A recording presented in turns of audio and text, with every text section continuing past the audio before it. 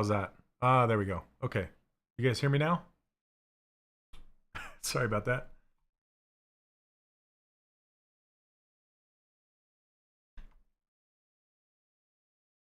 Yes? Okay. Yay, audio. Okay. Oh, all right.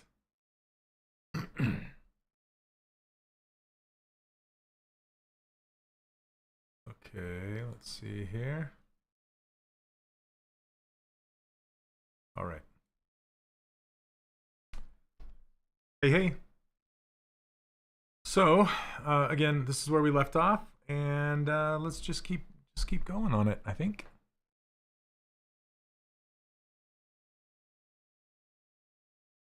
All right. Now, I do want to get this I'm trying to decide if this bugs me enough, this little seam right here, or I think I'm just going to leave it for now. I'll deal with it later. Okay. So let's go and make a shirt, and I'm going to use existing geometry. Just duplicate this, solo it, and hide everything. I like to say this, hide everything that's not the shirt. So this is weird. I'm so used to looking to my left when I stream. It's weird looking straight on. How do you guys like this this camera setup? Okay, let's see.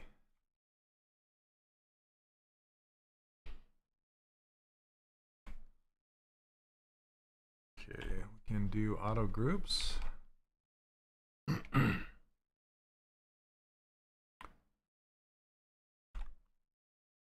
Hidden. There we go. Thanks, Leonard. Yeah, it's so one cool thing about it is I'm looking into a teleprompter. So when I'm delivering my instruction, I can read if I make a script, and it's and I can look into the eyes of the camera while I'm, I can look at, like, I can put chat there. Chat is pretty small. I need to fine tune it so my old man eyes can't read it because the screen is so small. But yeah, I'm really happy with it so far.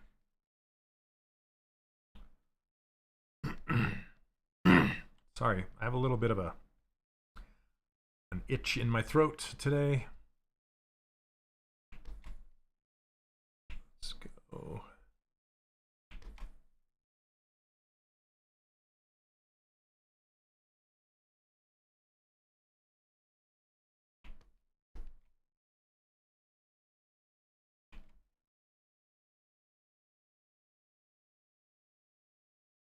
Okay.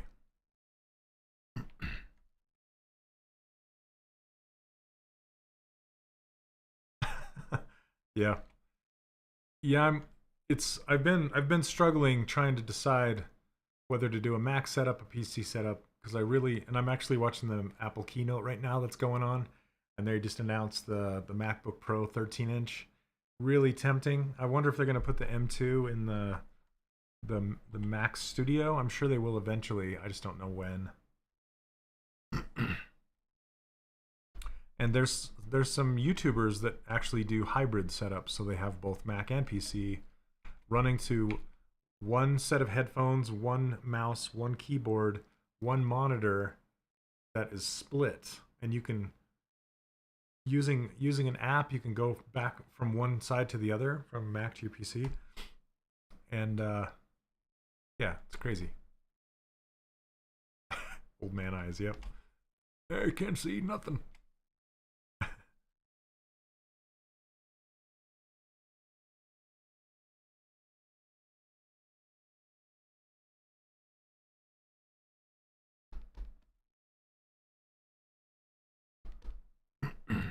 All right, so just making this shirt, snail shirt. Snails wear shirts, right? I like it how it's a turtleneck, but it doesn't really. It's just like it's like a leg warmer for his neck. Makes me laugh. All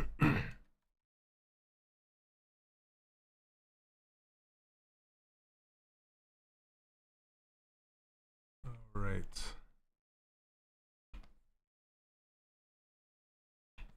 You used to have a hybrid setup at Disney, or is that what you're talking about?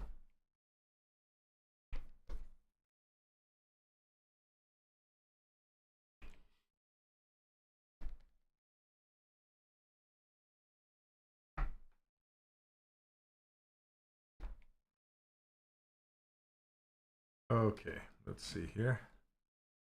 I'm gonna close the holes.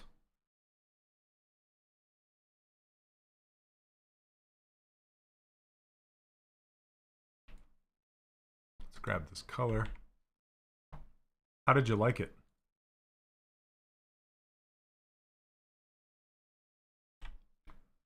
Okay, let's do a keep groups.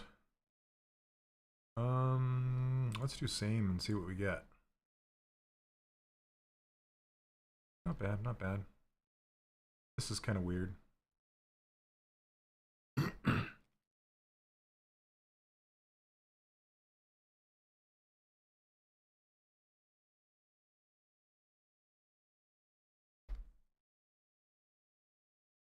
Okay, let's do.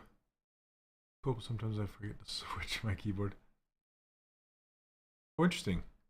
Yeah, the setup that I saw on YouTube allowed you to move your mouse just scrolling across between. So it's an ultra wide monitor that equals two, I think, 27-inch monitors side by side. It's huge. It's a monster.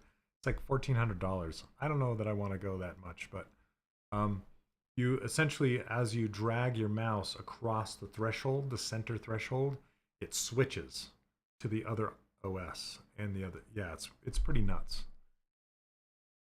Looks like it works pretty well, but I don't know. Okay, I'm gonna extrude this, polygroup all.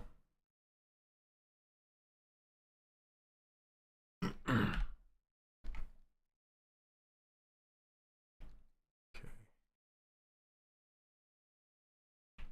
Scale this in. Hey Mike, how you doing?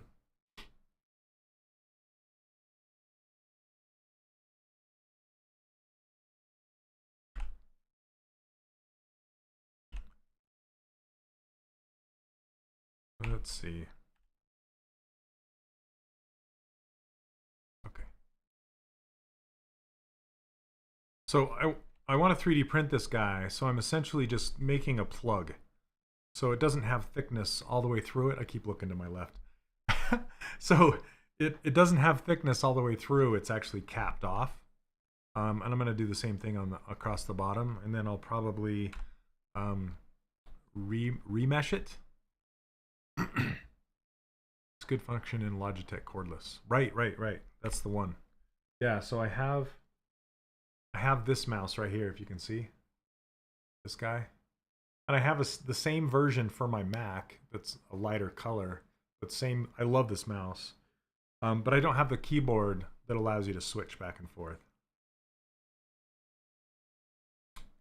That's interesting that you were able to use it. Okay, let's see.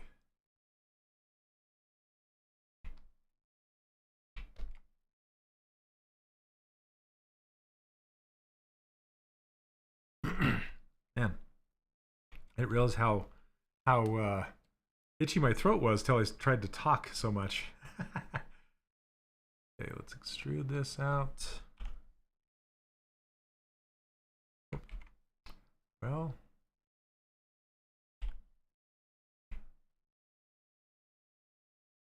let's do auto groups.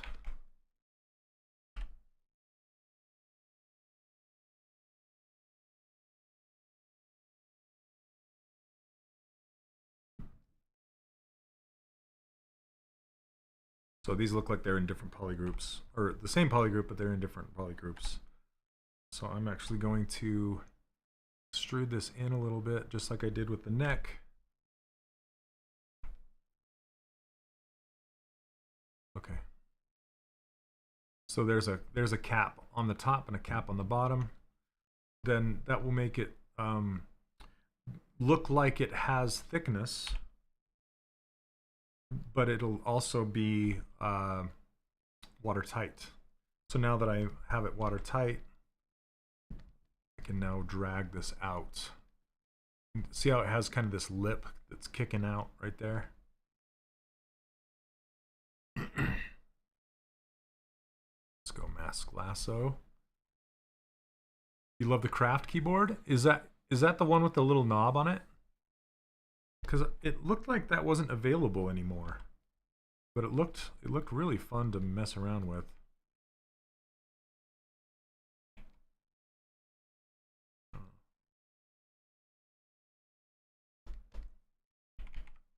Don't have my symmetry on.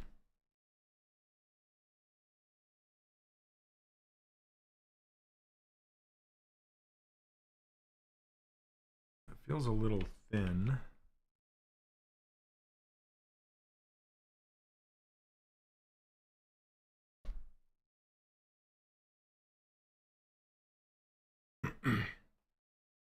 Keyboard has a switch on the top. It's real easy to. Okay, so Leonard, there's an app. I can't remember the name of it. I think it's called like Synergy or something, that allows you to do it through software rather than a hardware switch. So yeah, this has like the hardware switch underneath, and that's nice, but it makes it so you have to flip your mouse over and switch it over. Whereas the Synergy app that I watched, it just worked, you know. But it's a paid app. I can't remember, but yeah, it looks really nice, like something I want to try.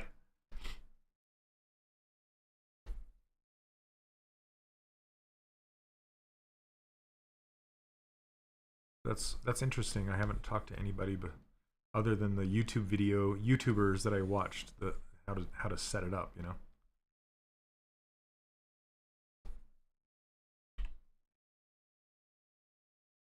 Okay. So I want this tighter against the neck.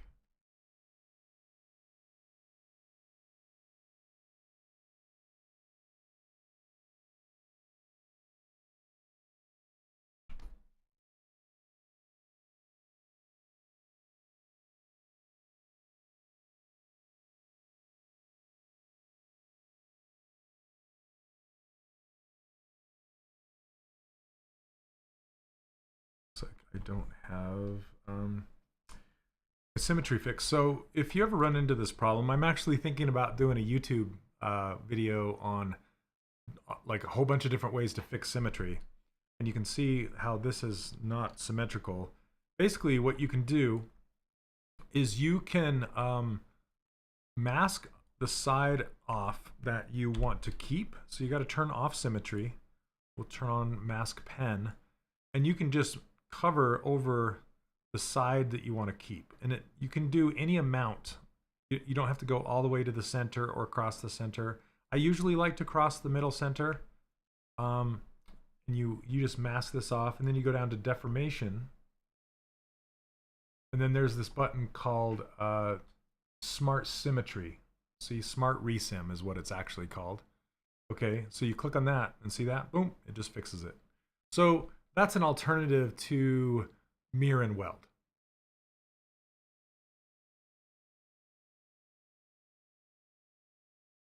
There's a lot of little hidden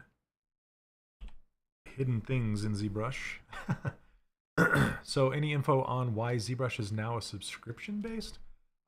It's not subscription based. I mean, it has a subscription option, but that's not the only.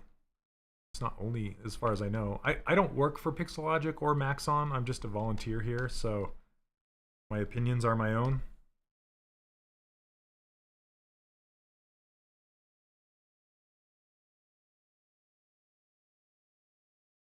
You looked and you can't find it? Huh. Yeah, I'm not sure. I haven't looked for a while, so I'm on a perpetual right now. I'm pretty sure they still exist. There you go. There's a link that Neil just put there. I'm using Barrier, which is an open source equivalent to Synergy. Ah, nice. Okay. Thanks for that. Okay, I'm gonna try.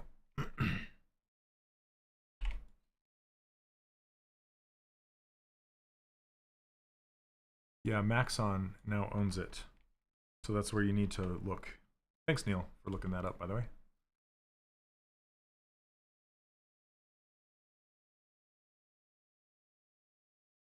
Okay.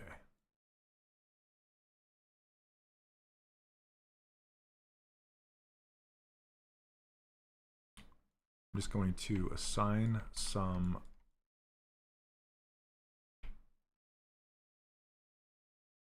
polygroups.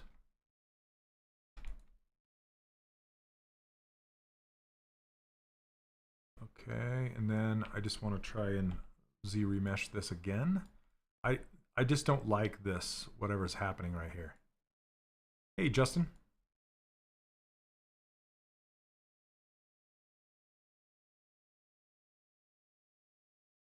So I think to combat this, I want to isolate this area right here and just put it into its own polygroup. Okay. Let's see what we get. Nice. Perfect, perfect. Okay. They're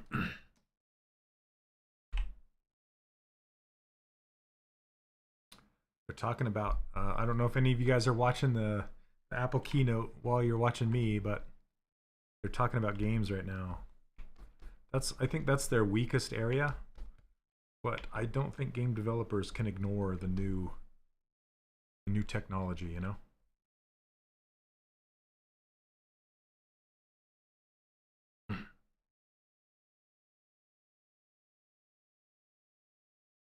They would be smart to port their games over to Mac OS. Because that's honestly one of the main reasons I don't go full Mac right now.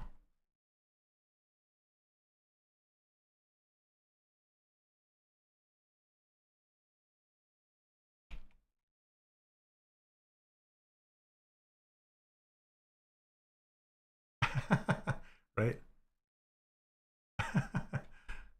Yep, he's like, hey, I'm gonna get my friend soon and we're gonna eat you.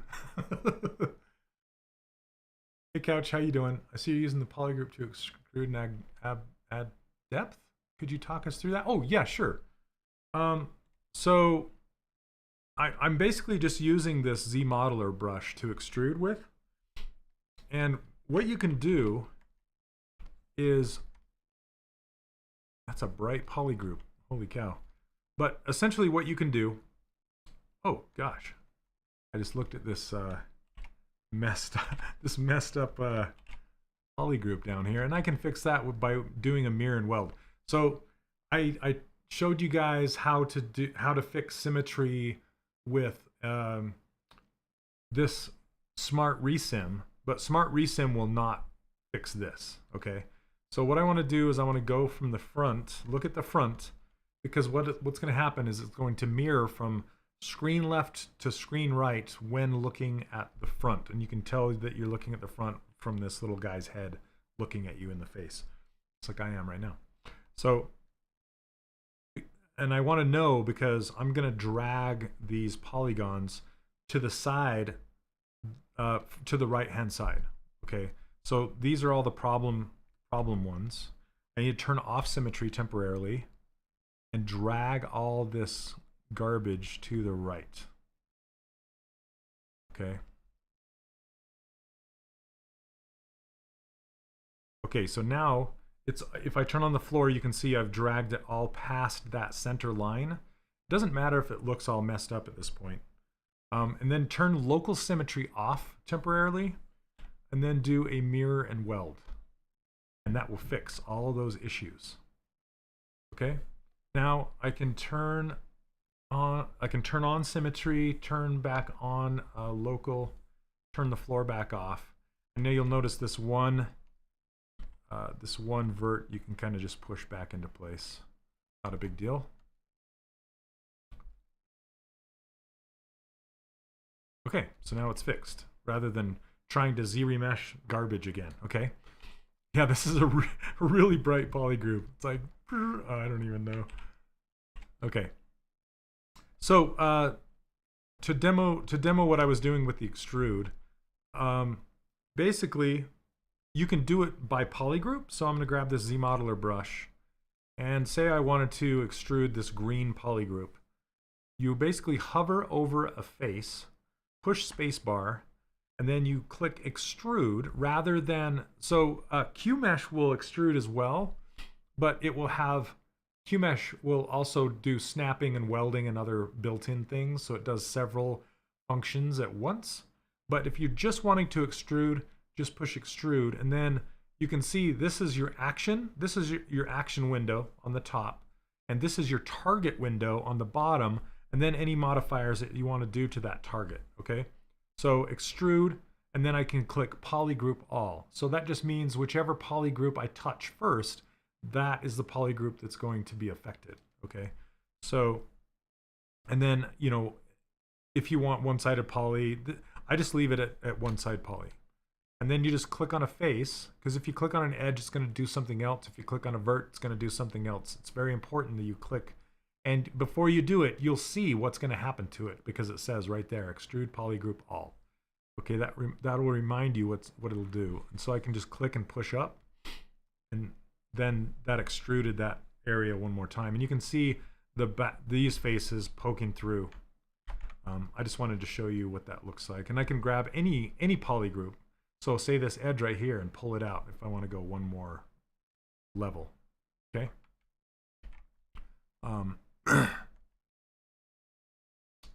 Yeah. So hopefully that clears it up. Hey, Signor, how's it going?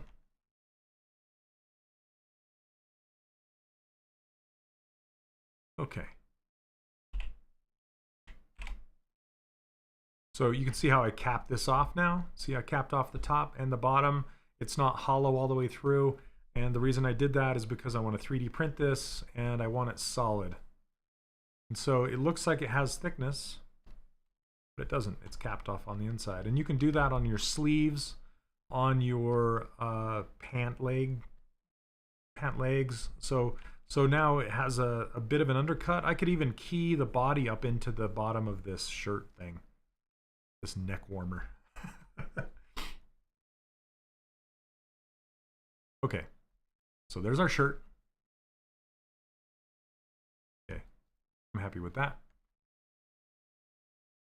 Work in the game industry, most of our programmers were hackers. They didn't like the Mac because they couldn't make direct calls to the processor. Interesting. Shirt couch. Also, yeah, and then you don't have to use masking or anything like that. You can just use polygroups. And with polygroups, you can actually say, you know, tell it exactly where you want the polygons to be. So let me show you one more trick that's really cool with it. So I'm going to save this.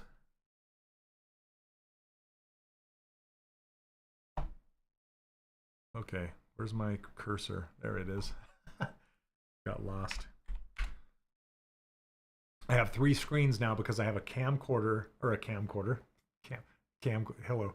I have a teleprompter that has a camera monitor, and the camera monitor is mounted in a teleprompter, and my camera is behind that. So it works as a screen, so I can put the chat up there, and I can look at the chat. But like I said, the chat is too small. I need to figure out how to make it bigger. Let me see if I can do that.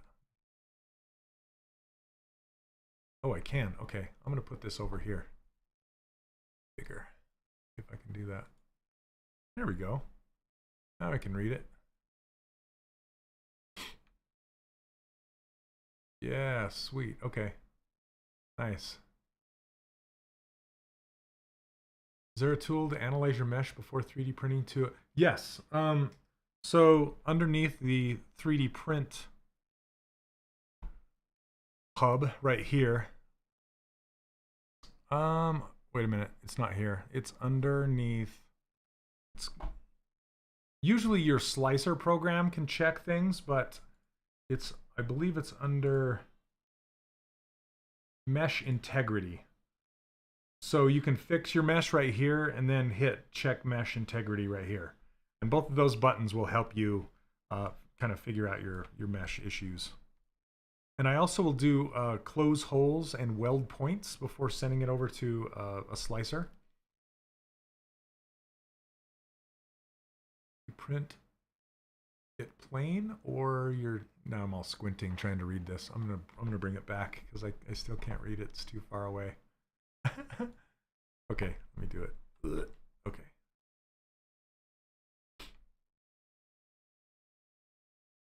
So I'm gonna have to look to the left to read your chats.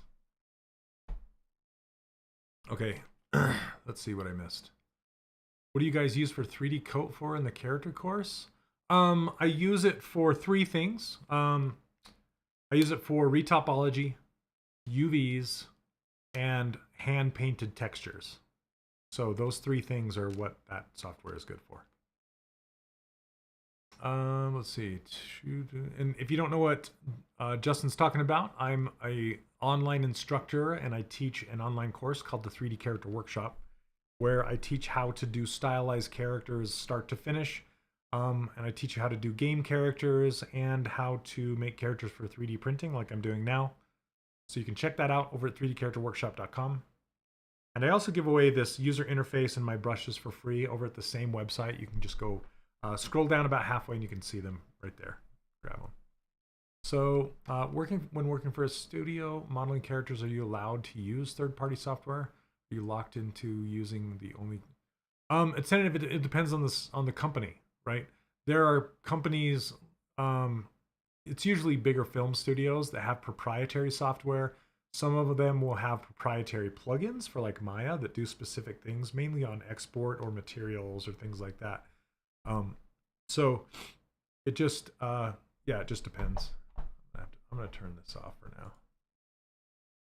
The Apple keynote is being distracting in my ears. Okay. So, anyway, yeah, it just depends. But usually when you're modeling characters, the studio shouldn't or most likely will not care, because as long as you can deliver a final asset, it doesn't matter where you model it.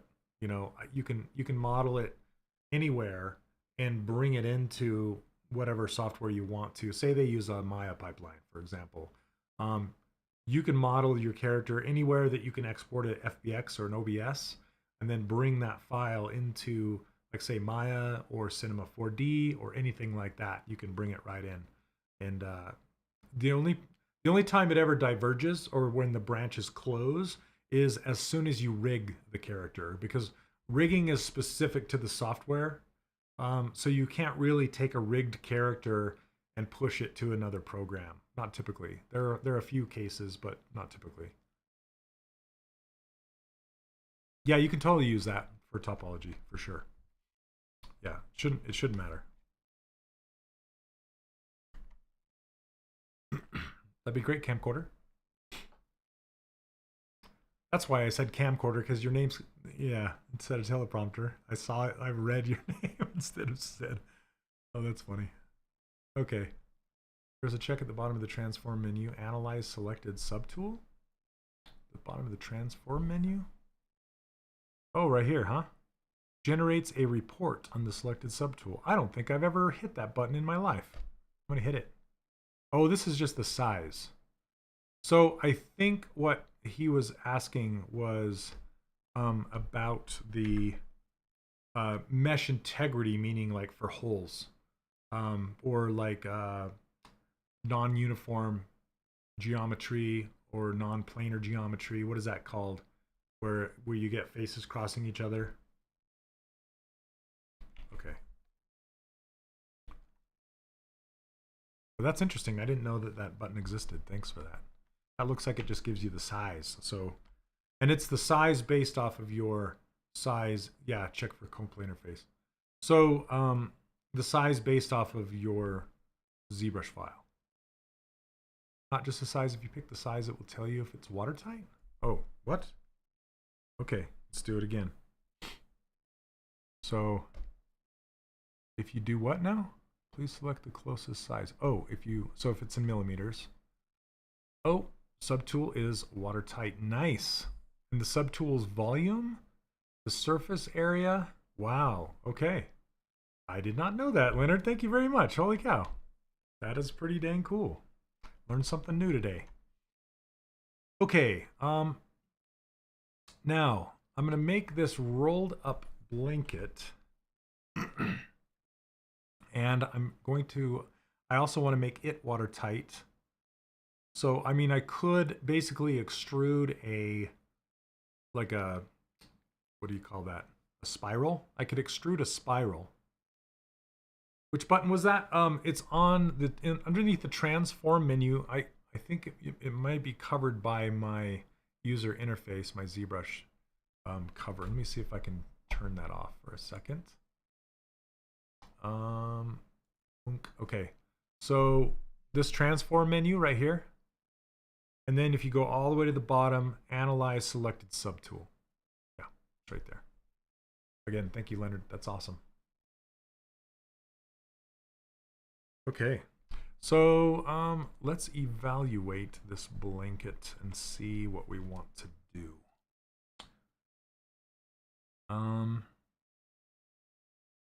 Let me see here. Sorry, I got to think about this. So I could just make a plane and use the topology brush and just draw a spiral. That's one way to do it. I could take a plane and just like literally curl it up using the bend curve modifier and just curl it like I did with the snail shell. I feel like that's a little clumsy. Let's call it clumsy. Where did my chat go? There we go. And then let's see, what else could I do? I could generate, like I could add a like this helix right here. I could make a let me just try this. I'm going to show you guys. So if you go to and I just picked a different tool here.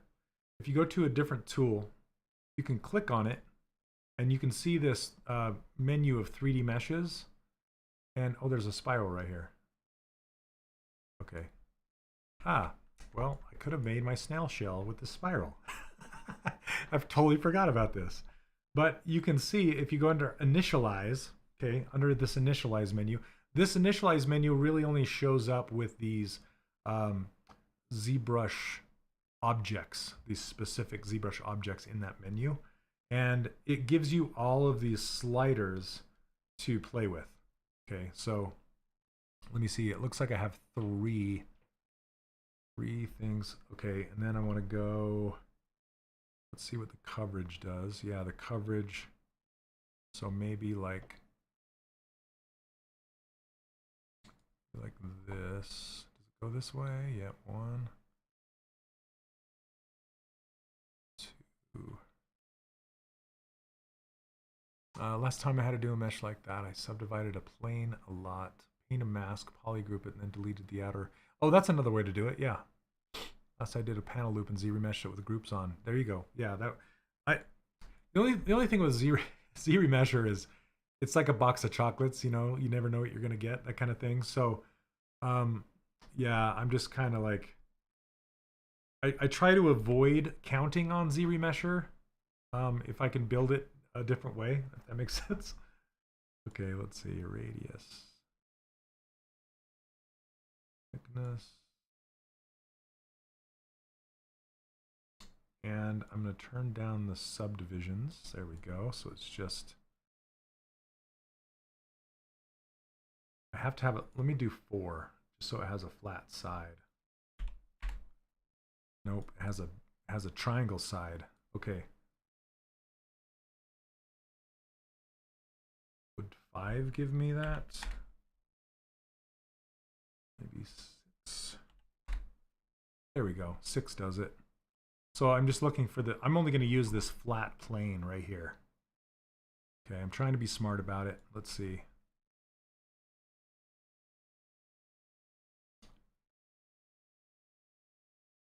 And then the subdivisions, I don't need it to be crazy. I don't rely on ZBrush too much either, but with panel loops, you can obtain clean groups. Oh yeah, there you go. Yeah, panel groups is a pretty easy way to do it. Okay, so I think let's do 36 maybe.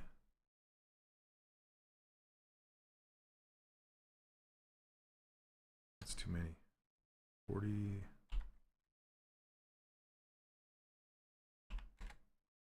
40. That'll work. I'm just trying to get lined up edges like so. That'll work.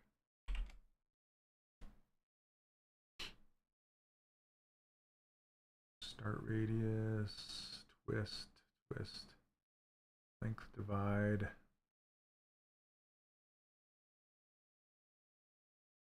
So that's the taper. I do want it a little thicker.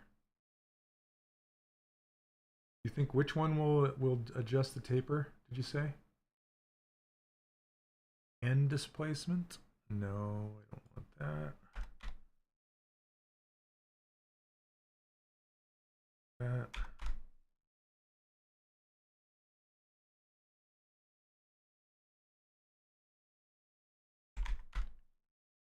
Okay.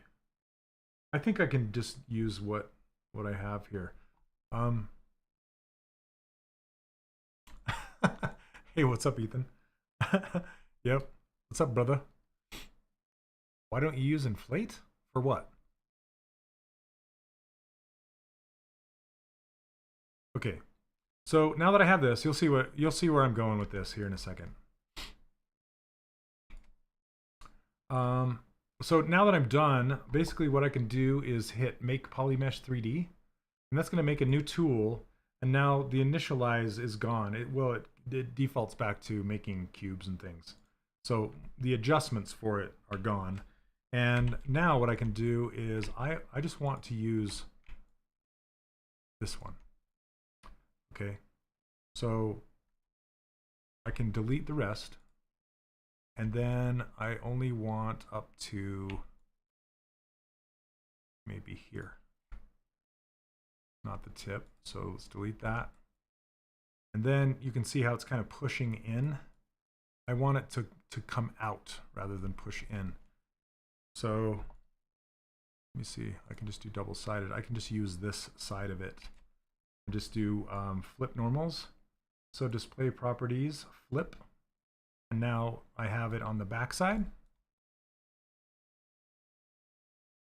Okay, and I'm going to just do half of it. I'm just going to extrude half of it for now, and then mirror it when I'm done. So I'm going to kind of work on one half. But let's append it to our snail. So we go back to our snail. Okay, and we can go to our subtool list, hit append, and then go get our spiraled plane right here. Okay, and now get, whoops, I need to turn symmetry off to do this. And I also need to select the right tool. Okay, there we go.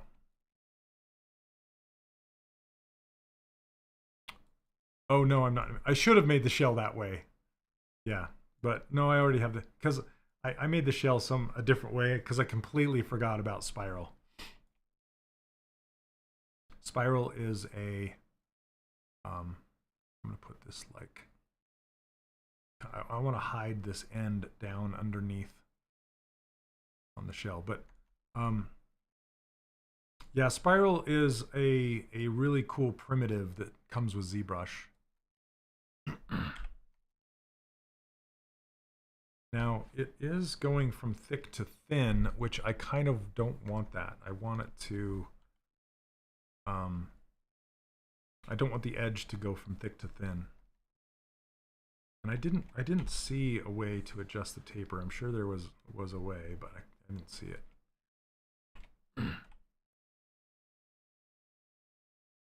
Okay, so no worries, Bane. Let's see.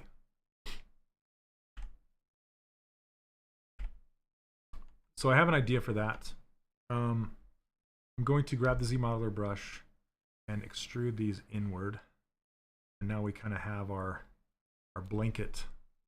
But again, I don't want this the spiral to go that way, even though it's kind of cool. I kind of like it, but it doesn't feel like a blanket rolled up. So what I can do is I'm just going to use this outside plane. See if I can do a group by normals and see what I get. Yeah. Okay. So group by normals, what that does is it will take everything. So you can set your max angle right here, and anything beyond 45 degrees, it will put into its own polygroup. Okay. So basically now what I can do is I can hide everything that I don't want. Like so.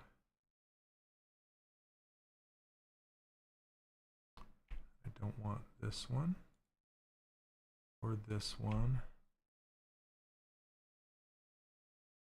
Okay, so I'm going to delete these guys, and then I don't want these. Just want this curled up thing.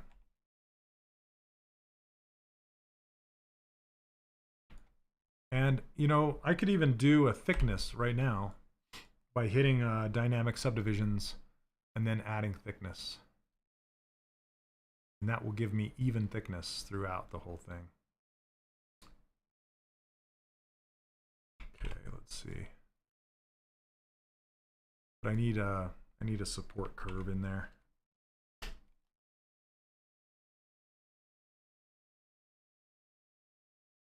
A thick slider to adjust the taper. Oh, okay. Yeah, because that makes sense, right? ZBrush.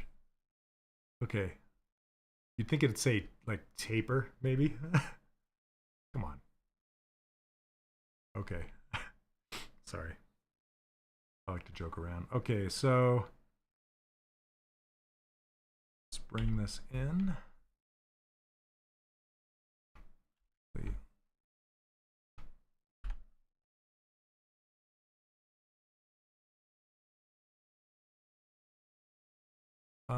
Off subject. Any chance you'll put the dandelion sculpt you did in this for the summit back on ArtStation? You know what? I should. I don't even know where that is anymore. Thank you very much. I should go find it and put it up there. I do have the render of it. I could put the render up on ArtStation.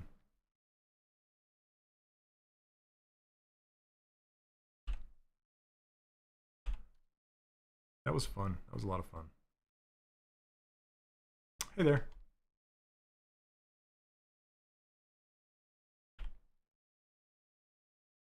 Hey, Chris.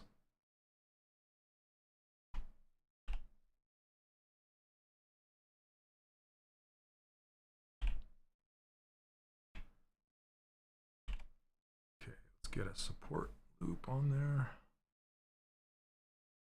Oops. Can't have it masked. There we go. Look at that. As a print. Oh, a print like not a 3D print, but an actual print. Got you. Yeah, maybe. That could be fun. Okay, so yeah, this is turning out all right. Go like this, and then we'll add some, let's add some fun to it. Make it have a little more character so it's not so stiff. And what I like to do is turn on, with move, turn on topological, change the range to 3.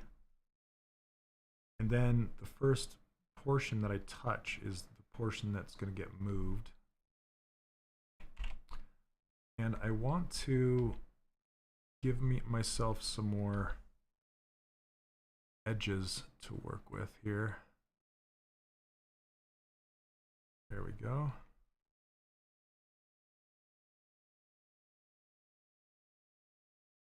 So that way I can like pull this out. So let's make this smaller. Also, you can do move elastic with topological. And move elastic is a little more spongy. So it will move with a larger fall off.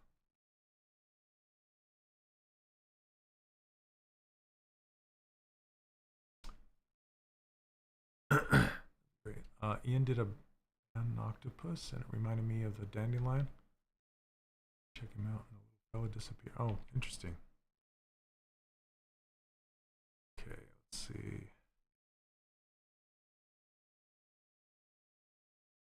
Oh, Ian Robinson. Oh, gotcha, gotcha.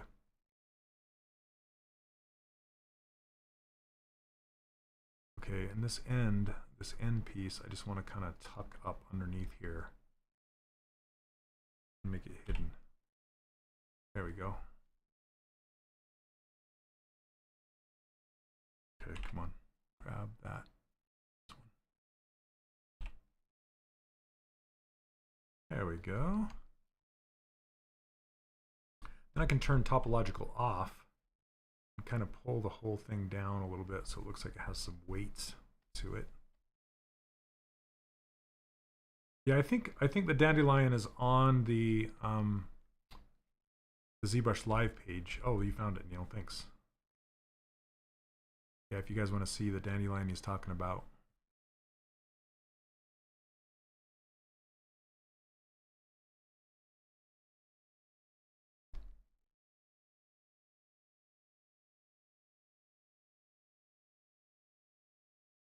Okay.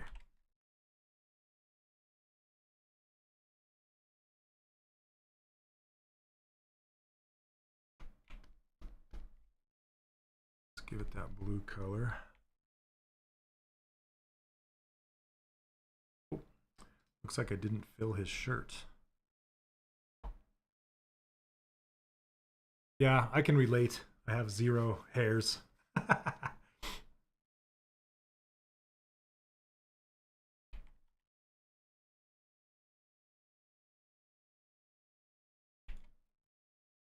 So my good friend Jason Kim designed that dandelion for me.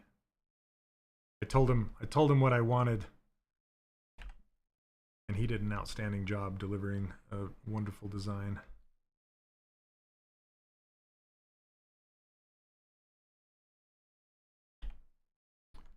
Okay, I'll put the binding on after I have all the pieces made.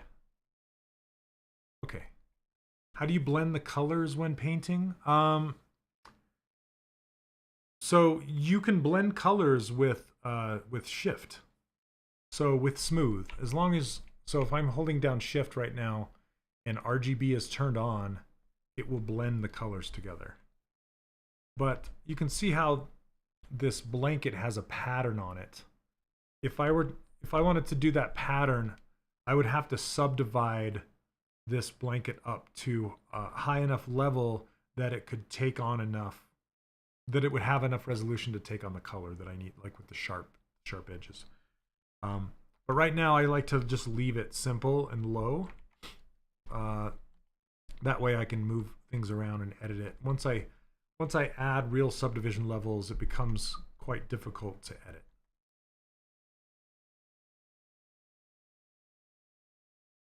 And you can also just use this airbrush. These brushes I give away for free over on my site, 3D Character Workshop. This is my hard edge brush and my soft brush. It's like an airbrush, and that's how I did the gradation on the shell here and the gradation on his body. I just used that airbrush.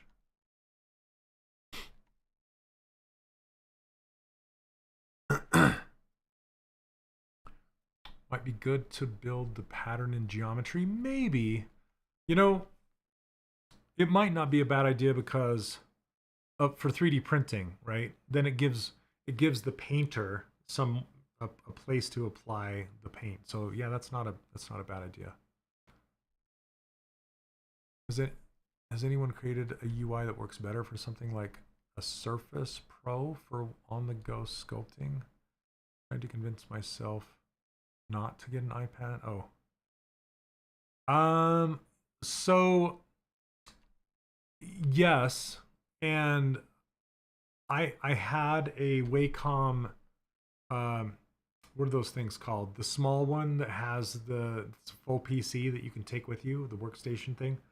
And I've used ZBrush on that. I've used ZBrush on a Surface, like a Microsoft Surface. And I just edit the UI. You can make the buttons smaller, and the UI works just as well if you can adjust your button size.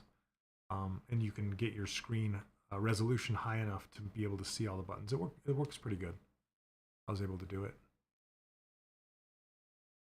Ever thought about getting a mocap suit and turn on a web series animating these in a story? No, not really. I spent years mocapping. I worked on Advent Rising for the Xbox, and there were a handful of us, and we did all the mocap for the whole thing. I did mocap for what was it called? It was a Disney band game that I did mocap for. So yeah, I'm not a huge mocap. I have enough experience with that I know that I don't want to do it anymore. I was an animator for about 5 years too. Okay, so let's make this can.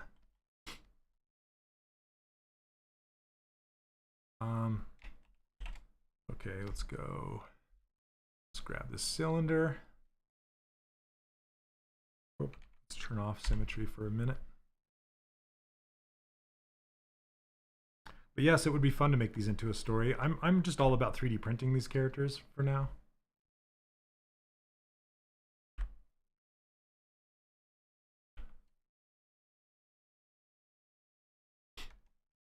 Hey, doing good.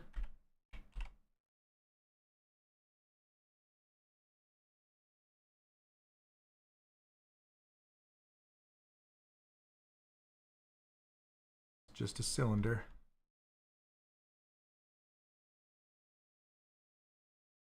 Last week I was making stylized characters and missed you a lot. Oh. Thanks. Let's see. I need to turn the thickness off. That's what's going on. There we go.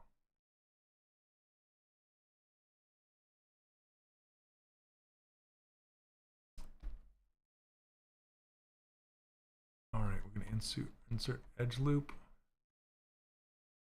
You are welcome. Thanks for watching.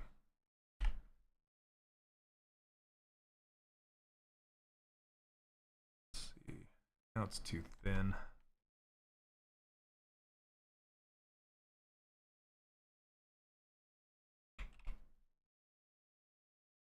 Like how it's kind of a dented can. Okay, so with this, now this is a cylinder that comes with my primitive objects, and I built this cylinder specifically to have quads on the top rather than a pole, and it has pre-creased edges, and it doesn't have any spans going down the length of it, so I can make it into whatever shape I want to. So now I can hit, not crease polygroups, group by normals. We'll put the top and the bottom in their own polygroup. I want to kind of give the can a lip, like an edge. So Z modeler, extrude polygroup, maybe something like that. Something like that. And then I just want to give it a little lip like that.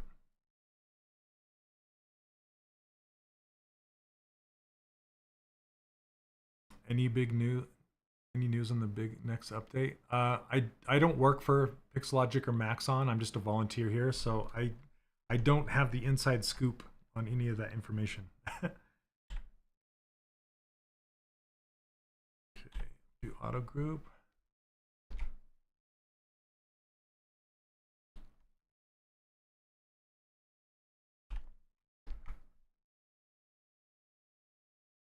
Oh yeah, Brad. Yeah, thanks for bringing that up. I also have an acceleration program. So if you're super serious about learning this stuff and you want guidance and help and reviews on your models, and you want to learn more information on it, you can send me an email to shane.olson@3dcharacterworkshop.com. That's OLSON. And just ask me about it. I'd be happy to tell you.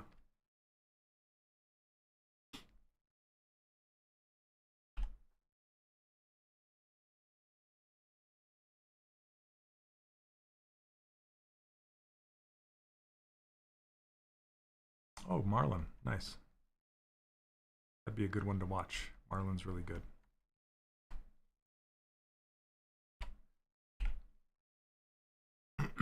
So again, I'm not going to make this whole can hollow, just enough to make it look like it has edges.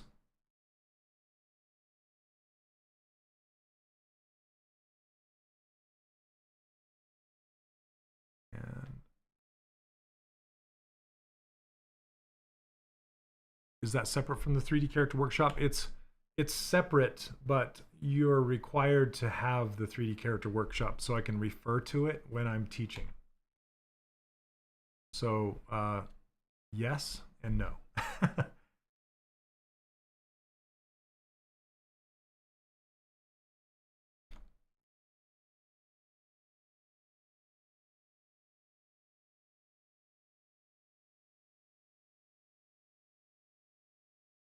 Okay, it's like a mentorship is the easiest way to explain it.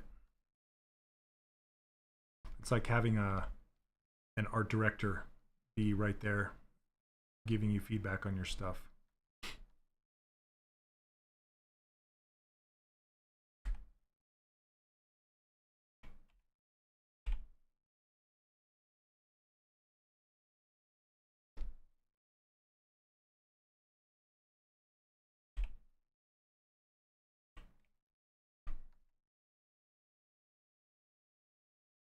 Okay, let's make the lid.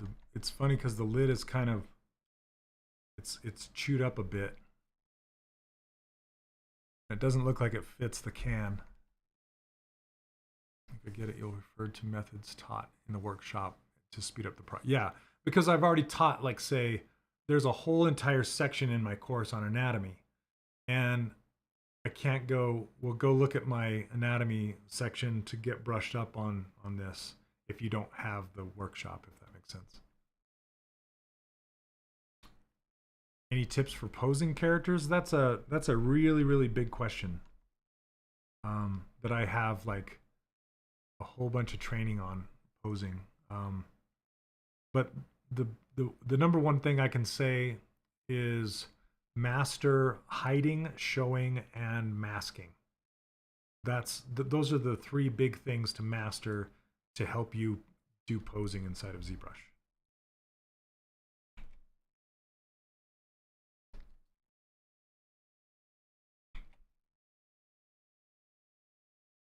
Okay, it's not really looking like a can to me yet.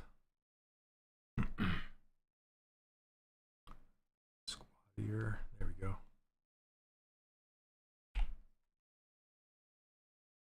Yes, and lots of references when you're actually doing your posing.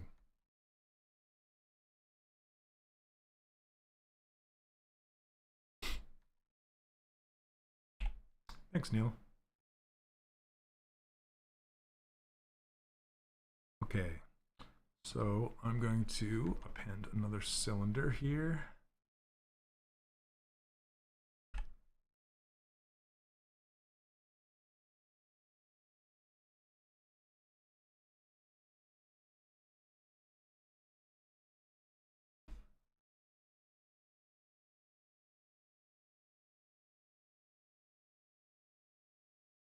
Wonder what he's got in that can. Worms, maybe? No, I don't know. You ever use Z-spheres? Rig in T-pose mesh to pose your scopes? Yes, I've tried it, and I'm not a huge fan. So I worked at Disney for a while, and I worked on Disney Infinity, and all of the characters that I made in Disney Infinity, well, all the characters that were made, whether it was done by me or someone else, they were all posed inside of ZBrush using regular posing methods. So there's not really a trick, to get around it. It's best to just learn how to pose in ZBrush the way it wants you to pose in there. Because the problem with Z-spheres is it's not like a rig. You don't get a rig. It's kind of a half a rig, and so you can't control the weight or the fall off, or there's no handles, or it's it has its problems. Let's just put it that way. What's your favorite Disney Infinity sculpt? I got the Marvel Star Wars multiverse battle going. Tink and Circus Room. Oh, that's awesome. My favorite Disney Infinity sculpt is not actually done by me. It was done by my friend Ian Jacobs, and it was I can't remember if it was released or not, but it was Doctor Strange.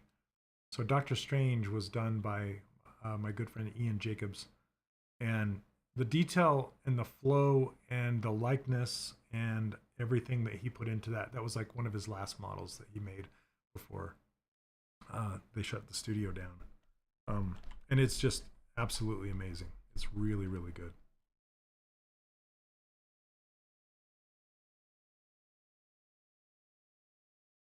Just gonna make it look like it's a kind of warbly here.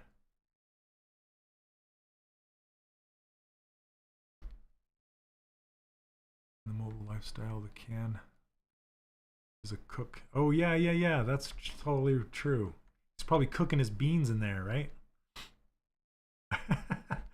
I totally spaced that, yeah.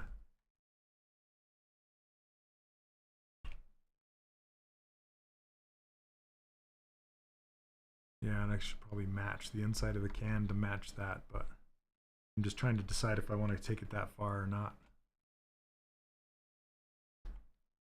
And I'd go thinner, but I want to 3D print this, so.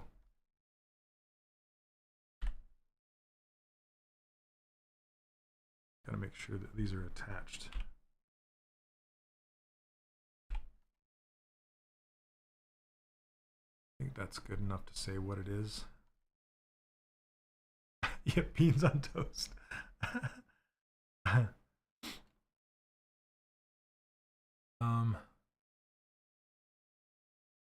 do follow him. Oh, Pablo Gomez has done a long tutorial on posing in ZBrush. I don't know if it's on his own channel. So yeah, okay. So that's another thing is you don't want to pose a high poly. You want to pose a low poly. So low poly means a low resolution subdivided mesh. So you can have it subdivided to a high resolution, but you want all of your pieces and parts to be low. You don't want to be trying to pose a Dynameshed mesh or a Sculptress Pro mesh or something with crazy high poly counts with no subdivision levels. That you're just asking for frustration if you try and do that.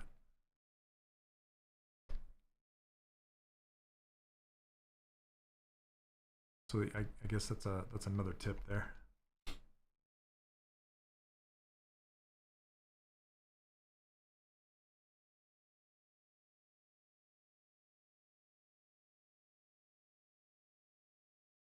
So I don't know if you guys knew this or not, but when you're inserting a multi-mesh like this cylinder, I'll do it one more time. You can drag it out to be as long as you want it to be, and then push back in, and it will only scale on the X and Y axes, leaving the Z axis the same. You can push it all the way down to make a long, narrow cylinder, for example.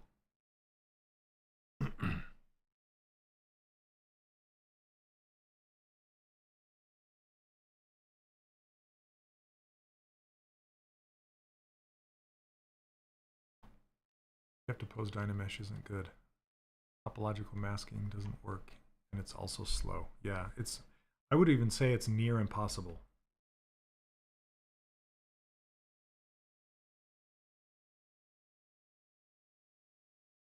How often do you use Dynamesh while working? These days, hardly ever. I don't use Dynamesh much at all. Like none of these pieces are Dynamesh, for example. I like to use Sculptress Pro, but then I like to Z-remesh it and subdivide it towards the end.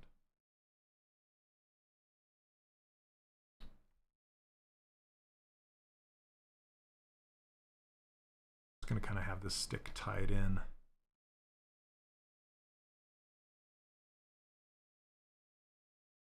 Going underneath that blanket, so it kind of makes sense.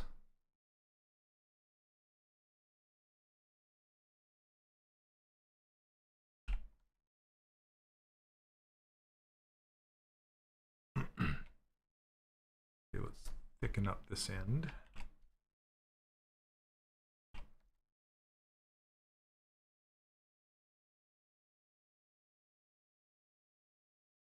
Hey, comics. Yeah, most likely I will. Glad you said bubblegum. So if you don't know what he's talking about, for 3D printing, you want to have you want to have it like watertight, right? You don't want to have pockets, because if you print it on a resin printer, like a liquid resin printer, those pockets will catch liquid resin, and that resin will not cure. So your model would just have loose liquid resin caught inside of it. Sometimes your slicing software will let you know if you're going to have pockets, but not always. So you want to do things that will help you avoid that situation. And one of those things, and I learned this from the good people at Gentle Giant Studios, that's the first place I saw it being done, is basically you take and you make a filler, like a filler object, filler geometry, and you just stick it inside where that pocket would be. And that way when you sew those objects together, it will sew it closed. For example, like this blanket he was just asking about, see how deep this goes. Basically what I can do, and I like to say fill it with bubble gum, because it's kind of like you're chewing up gum and shoving it in a hole, right? So for example, let's just fix this blanket. Let's do it to this blanket. I can grab a cylinder here.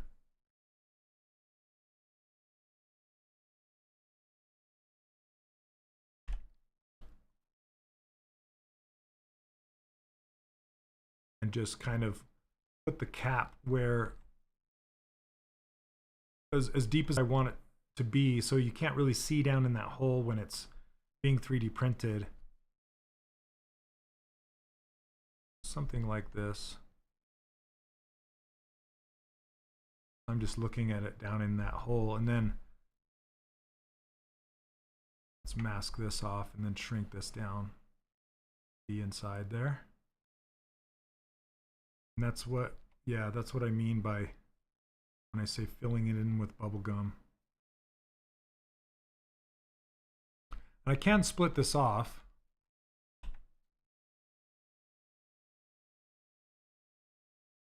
That way I can see down in there. And then I can mirror it. So I can make sure that it's mirrored all the way across. That's weird. Why does it have an edge to it? Oh, because it was, oh gosh dang it. I broke it. I did split unmasked points, and I had some of this blanket masked off.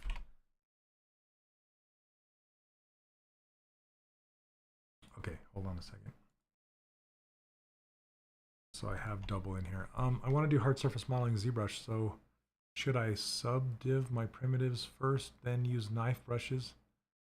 No, the best way to do it is use live Boolean with low dynamically subdivided objects. And yes, you can use the knife brushes. You can use anything you want, but that's kind of the way I do it.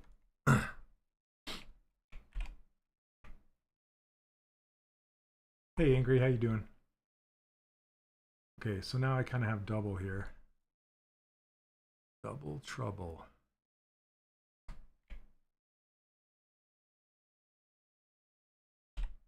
Let's delete this. Okay, and then here's my cylinder. I want to delete this.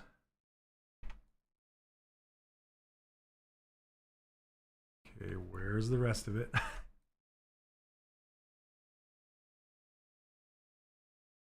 Oh well, I'll just extrude it again.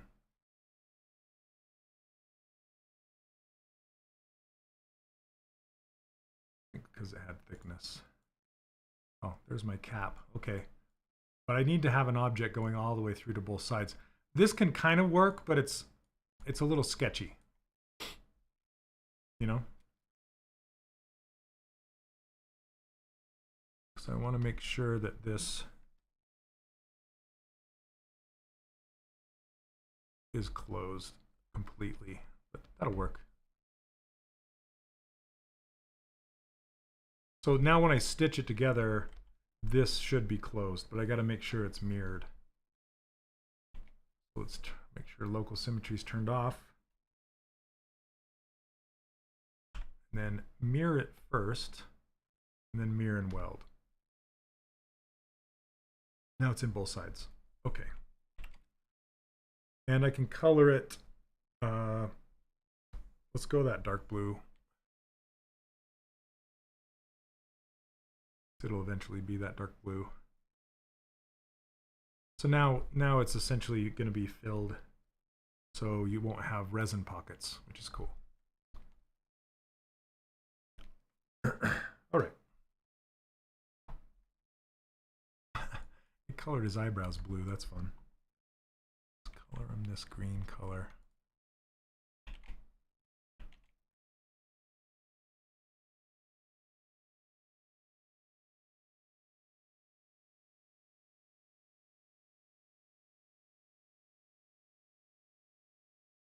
Auto save. Okay.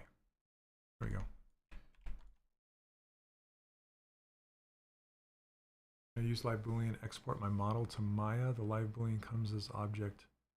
Okay, use subtract live Boolean, and it's yeah, that's a really big question. It's like a whole workflow that I'd have to show, and I'm not really doing that right. I guess I could try live Boolean with this coffee cup, but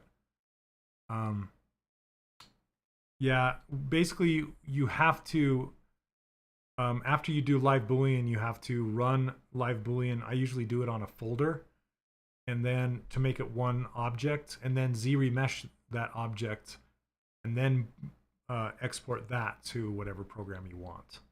So I don't use it when it's all triangulated and not looking very good.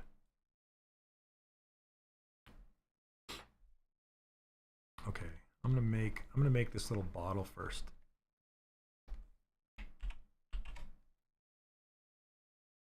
Start with this can.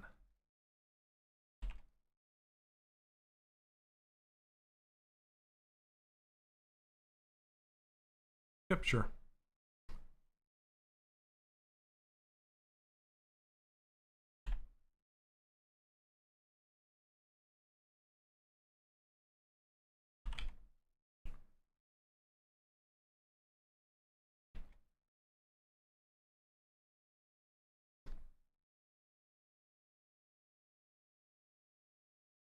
C is the key.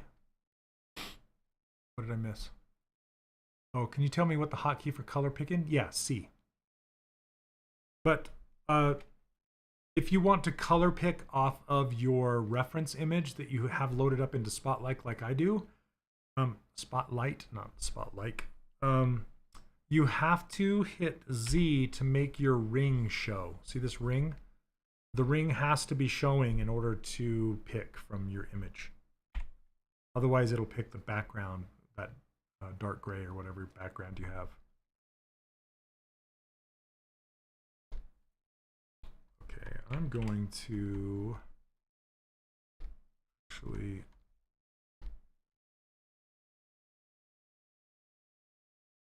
so if you have your gizmo showing, you can, I wanted to reset this. I reset the gizmo down to home, and then I reset it. And then if I click on an object, it replaces that object with whatever is there, as long as your gizmo is showing. And then that way I know it's centered, and I can now use it with symmetry. So I kind of want to use make this bottle down here, and then I'll move it up into position.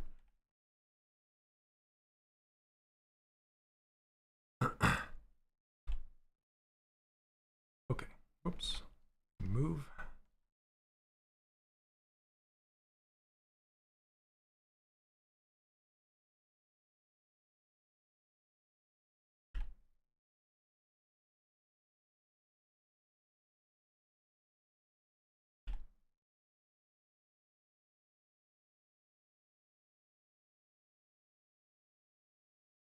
So with this, I actually want to apply the lower or the subdivision levels to get more geometry. That's a lot of geometry.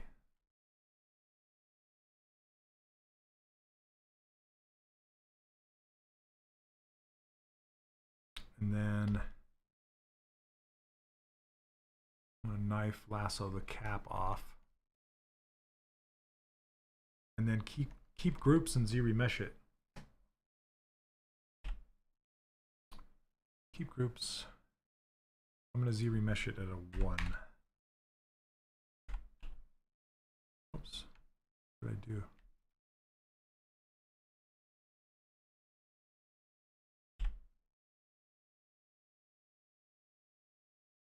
See what happens. What matte cap are you using? It's just Skin Shade 4. It ships with ZBrush.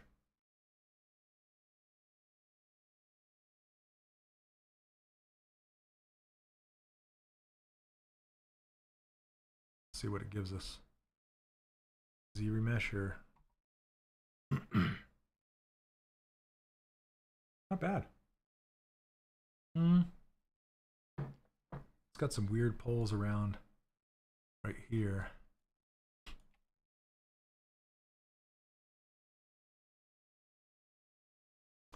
But yeah, it's actually it's still a work in progress. I'm still kind of adjusting what is behind me here.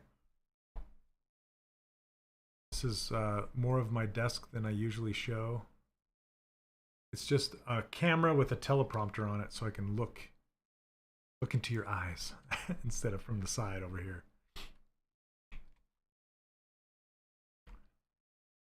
How would you rig this if you have to? Will you export it? Yeah, into other software. Yep.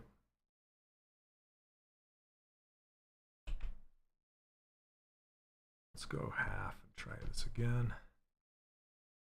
There we go. There we go. Perfect.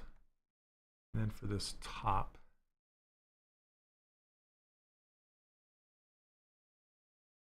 I'm just going to use a squished sphere.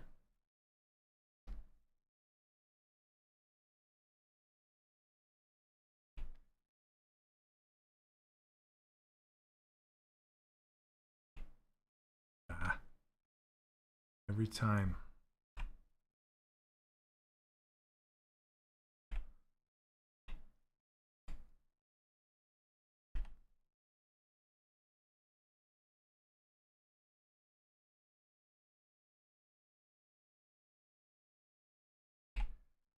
And I can clip it. Maybe.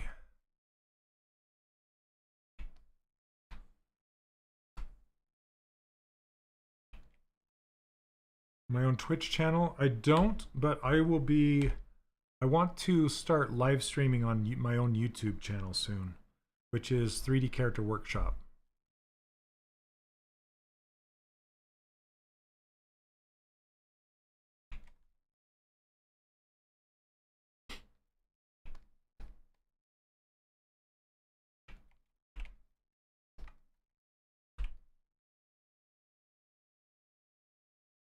Okay, I'm going to turn on symmetry, but also Y.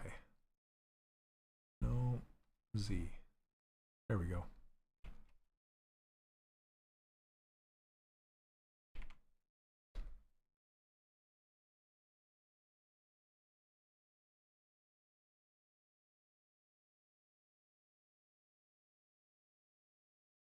Finally?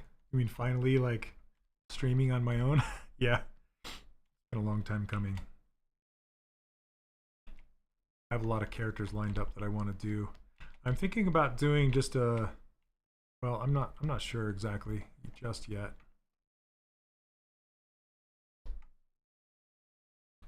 Because I might do like real time like this live streams with like a membership type deal, and then do time lapses to my own YouTube channel. I don't know.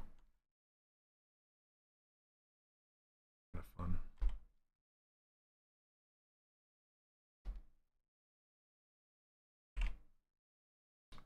Oh goodness, looks like it's off symmetry. That's all right.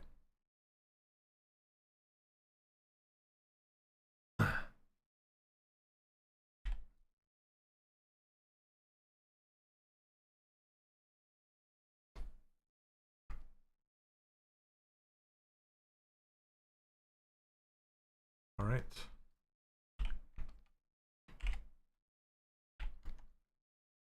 There we go, jar.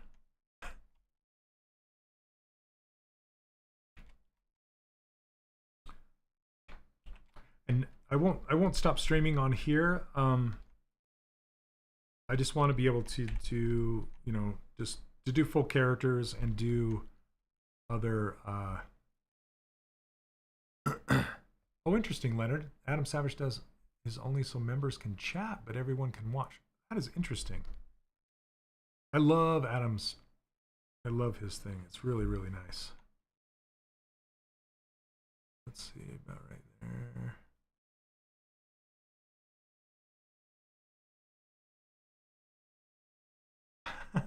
Yeah, Blitz, I've thought about that too.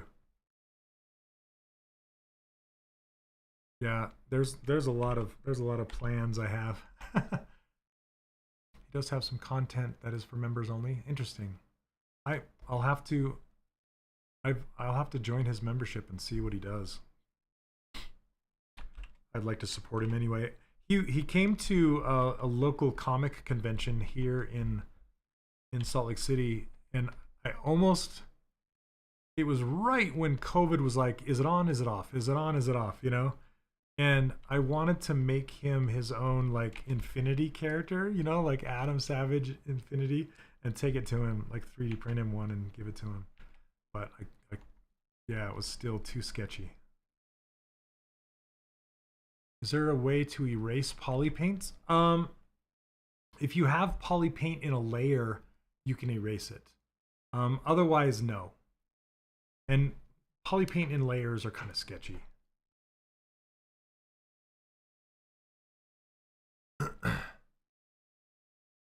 I apologize for my throat today. Does he have different tier levels? I guess I could go check it out. See. I think that would be fun.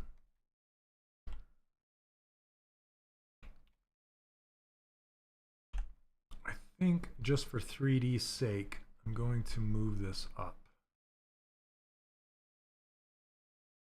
And I might have it balancing on this stick.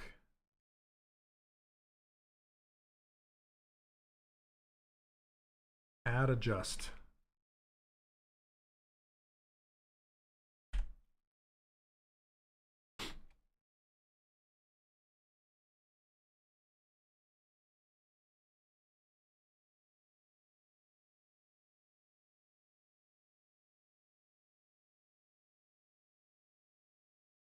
Still works, I think. I'll have to make the blanket kind of go up and over the stick so it looks like it's actually functioning.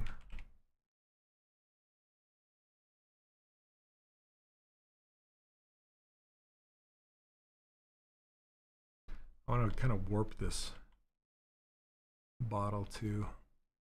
Just make it kind of warped because it's funny.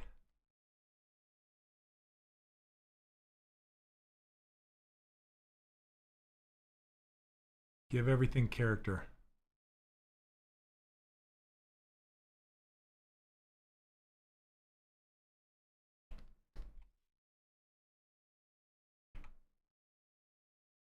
Jean, question: when you have two separate pieces and you're happy with their edges and polygon count, but you want to combine them, how do you do so with routing their edge flow? If you want to combine them, like, is it dynamically subdivided, or is it Dynamesh, or what's your final mesh? Is it, because there isn't really a way to keep all of the edge flow and combine objects, like stitch them together, because just stitching in general is going to rebuild the areas around the stitch points, and it will ruin your edge flow. The only way you can get around that is either retopologizing it by hand or Z-remeshing it. That makes sense. And that's essentially how I make every character. Whoops, what in the world? Gosh, it's like I forgot my hotkeys all of a sudden. Okay. So in that case, do you just leave them as separate pieces in your tool? It depends on what I'm going to do with them. If I'm going to 3D print it, then I will combine everything and stitch everything, because the stitching will keep the hard edges, and then I can decimate it after that, which means lower the polygons into triangles and stuff, and it makes really good for 3D prints. And then, but if I'm going to be creating game characters, I will usually create a low resolution mesh and then leave the high resolution pieces in separate pieces. And then I will bake all those high resolution pieces down to my low resolution mesh. And the low resolution mesh will be welded together, but the high resolution pieces and parts will not. That will give me a nice clean edge in between all the pieces. So yeah, that's what I usually do. And for a movie or television character, I would retopologize and subdivide everything and leave it in separate pieces. But I've never worked in film, so that could be wrong. But I have a feeling that's how it would work, because I've seen Sergi do that.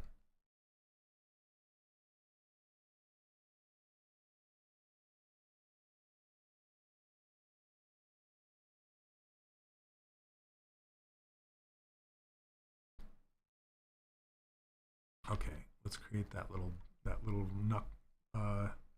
rut sack. What do you call that? Rucksack. I gotta be careful. Gotta keep this kid friendly.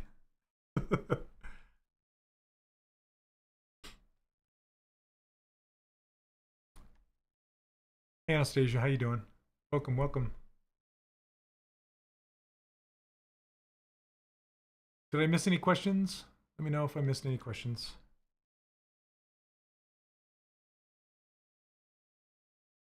Bindle. Oh, that's a UK word, Neil. Bindle. I think it's a knapsack or a rucksack, like R-U-C-K. I don't know. Who knows? Call it what you want.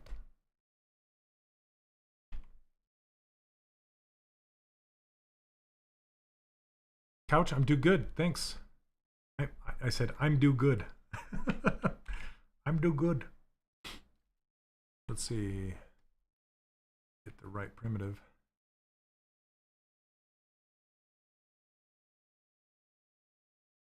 Nice, nice. Glad you could.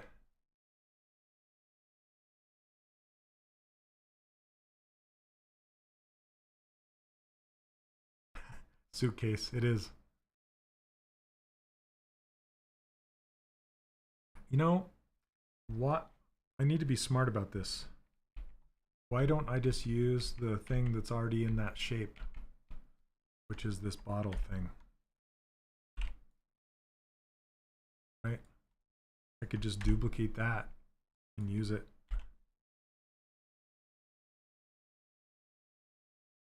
Whoop. I need to work smarter, not harder, right?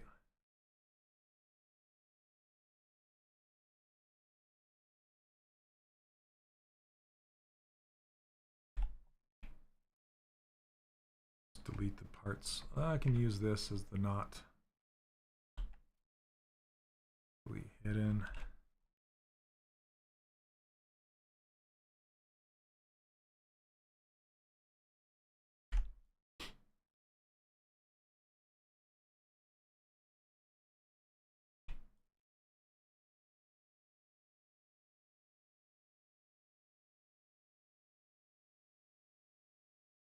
Hobo sacks. There you go.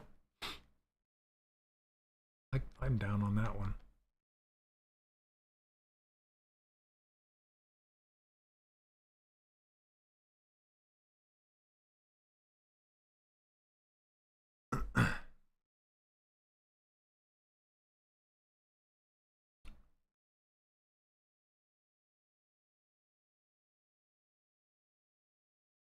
Gotta make sure it's down, and then make it shaped correctly.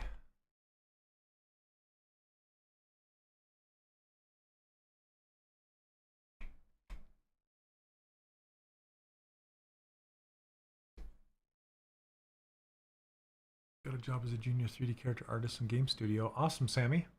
Now I'm panicked because of the thoughts that I'm too slow and don't. Oh, stop it. The key word is junior, man. I know. I shouldn't say that, but yeah, don't be too worried about that at all. Don't. You know, junior is junior for a reason. So they should be the team should be forgiving, you know, and understand that you're going to take a while to learn. So I wouldn't be too concerned about it. What I'm trying to say.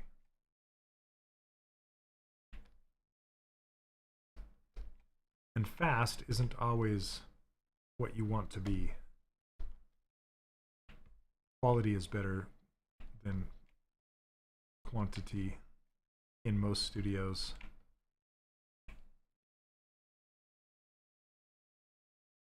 Looks like a water balloon. It does. I got to push up the bottom so it looks like it's filled with stuff. I was just trying to get the, you know, the top of it shaped better.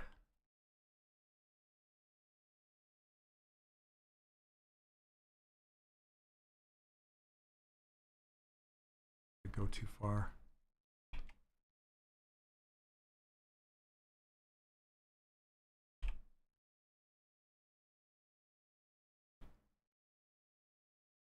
Still going in.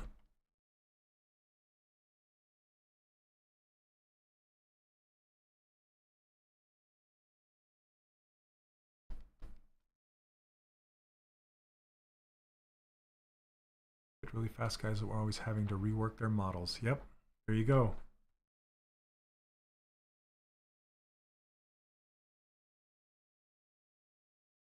So slow and steady wins the race. Just do your best, man. You got it. Yep, that's imposter syndrome, and it happens to every artist. I'm an old hard surface dog learning organic tricks. Yep.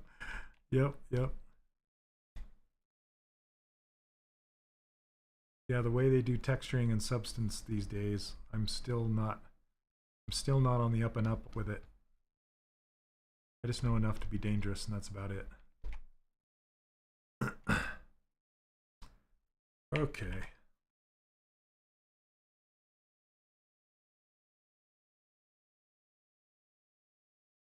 These knots, I like to just cheat it.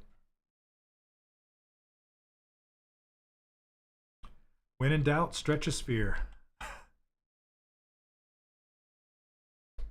Neil, I really need to make that one a t-shirt.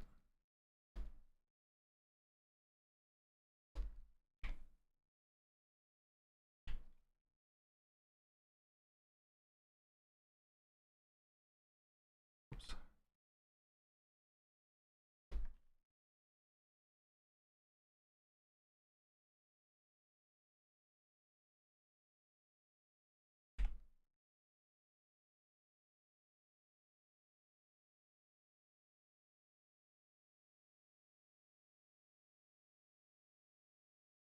All of a sudden, it looks like a knot.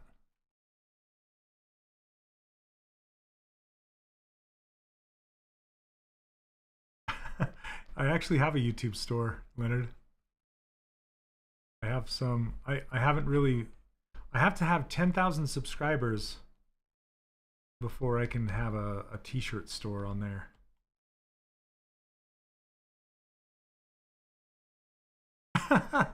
Couch otter. That's totally, yeah, I'm literally sculpting a snail. You could see him saying it, right? He's like, when I was your age. Either I know that this is stylized style sculpt, but I know that you are super good in anatomy, so do you have any tips for sculpting hands and legs to make them look good? Thanks, Advo. Well, I have in my course, I have entire sections on it. So nothing that I can really wrap up in a short answer, because it's kind of like, it's a big answer. But the short answer I could give you is use lots and lots of reference. I actually have a Pinterest page that's hand anatomy reference. That if you go look up Shane Olson art on Pinterest, you can find all my boards, and there's one that gives you some stylized anatomy for hands. You can go check that out if you want.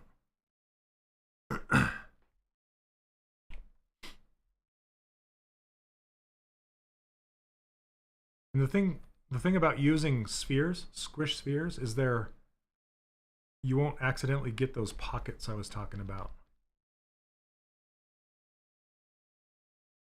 So you'll know that it's solid all the way through.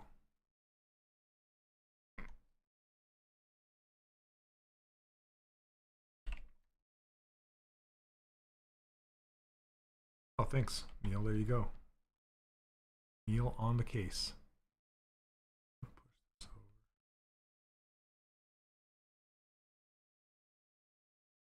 So it's not so symmetrical.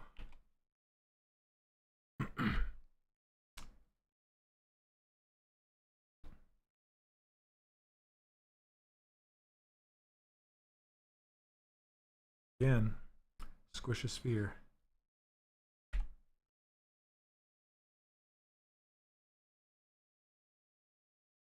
So Leonard, I actually have a tool based off of Adam Savage's recommendation. I don't know if you were here when I was talking about it before, but I have a Dremel, but it's not Dremel brand Dremel. It's just a rotary tool that because somebody asked him what is his favorite tool in his entire shop, and he said, he talked about this rotary tool, and because I wanted to get a rotary tool so I could kind of use it to spin support nubs off of my models, because when you rip support off of your resin prints, it leaves these little tiny nubs, and you can use this rotary tool to sand those down, and it works so well. I found these porcelain tips, like the porcelain tips are used to take nail polish off, so you can use it to just like zzz and get the nail polish off, and it works so incredibly well. So I have Adam Savage to thank for that one.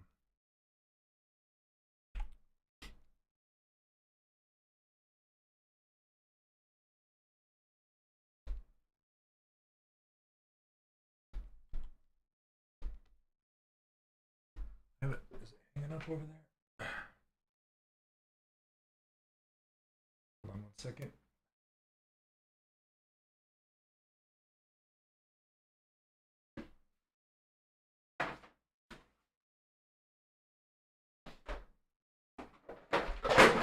There goes my paints. Gosh dang it. Okay. My cord was wrapped around some paints. So this thing here, I can go to full screen for a second.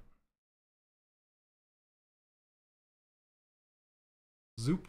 Hello. Check it out. This thing has a speed adjustment right here, and then this is the porcelain tip that it has on there, and it has this little chuck that you can just replace the tips in, and then it has this little trigger down here. It's not variable speed, but you can get well, actually this is the speed right here, but I think you can get a pedal to change the speed on it. But super cool.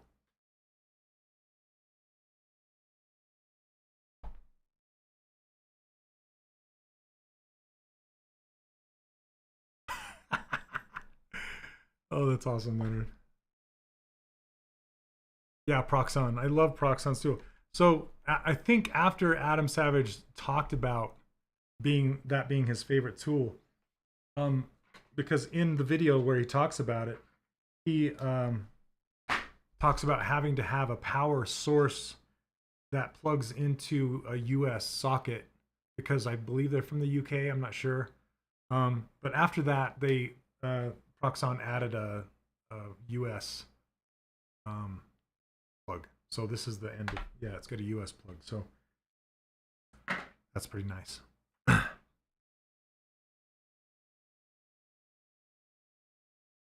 It's funny because when I was a kid, I was into miniature scale train modeling, and I want to get into it again, but I was always into and like what is it called, like Revel modeling, like cars and stuff, modeling little cars.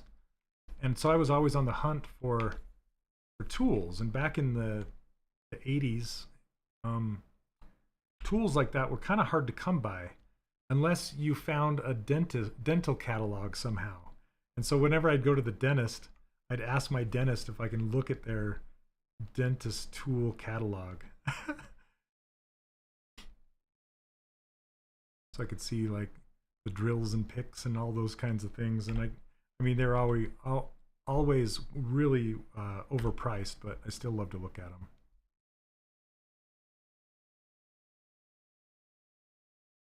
Can I use workflow to make game asset? You can, but there's a lot of things that you would need to do to it to make it game ready. Like you'd have to do some retopology, some UVs, textures.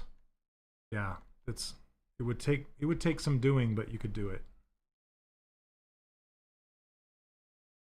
Yeah, Revel. Gave you a bunch of his old tools, awesome. So now I have a whole bunch of like those little metal picks and things like stuck to a big magnet over on my tool bench over there. I can't believe I actually have a little tool bench.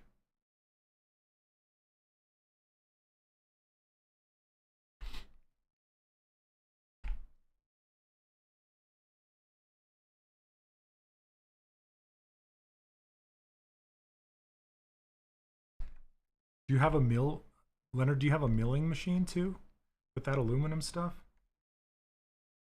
or do you get it? You get it done somewhere?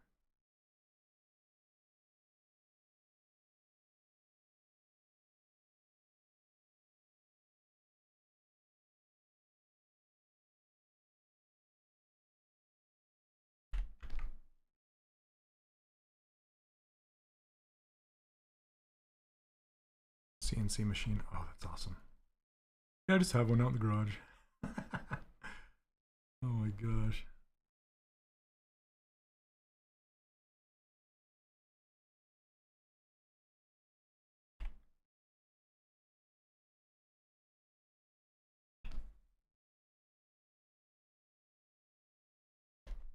Just want to inflate the bottom of this a little bit more.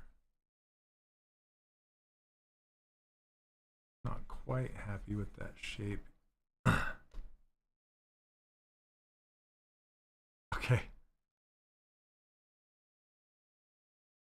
I like Jerome's shop a lot.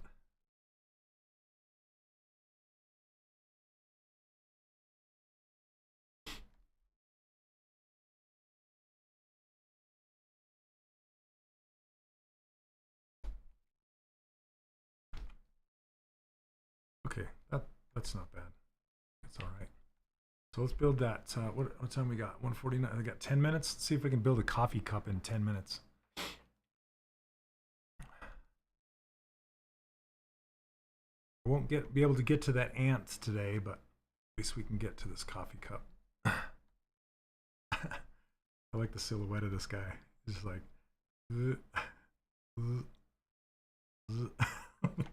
see him moving along. He'd be a fun one to animate for sure.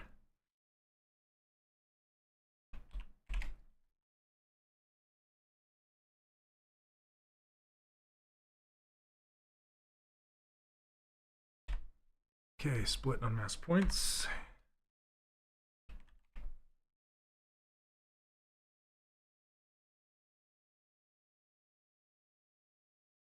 Yeah, we'll see. I'm probably gonna do the same thing. Build it down at 0, 0.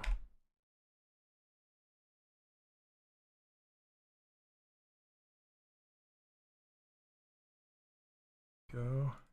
I guess I could have used the stager, huh? Oh well. Not that big a deal. Okay, we can use live Boolean with this though. somebody was asking about live Boolean. So I'll just do that with the center, the inside. So I wouldn't normally do this because there's nothing to it. You know, it's like extruding and making a hole in here for the cup. But I'll just do it for the sake of a demo, you know. So let's put this in a folder, Control F. Let's call it Bool. Oh, we got my cap locks on.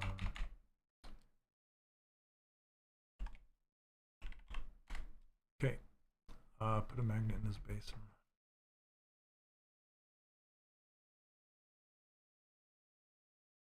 Oh, there you go. Yeah, like you can do a circular, like a turntable, and put him on the outside of a turntable. Just kind of make him go. But it wouldn't give him that squashy, stretchy snail movement. Okay, so I have this in a folder. You can see here. Let's put this stick above. Okay, so it's at the bottom of my list.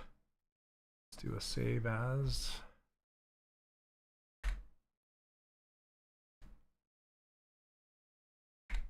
Okay, and I'm going to duplicate this cylinder off. Let's put it about right there.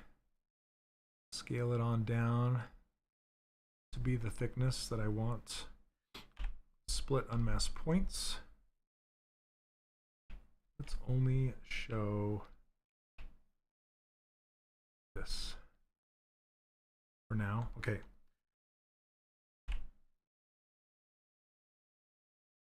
Turn on subdivisions. Now I'm going to subtract this piece out of this piece.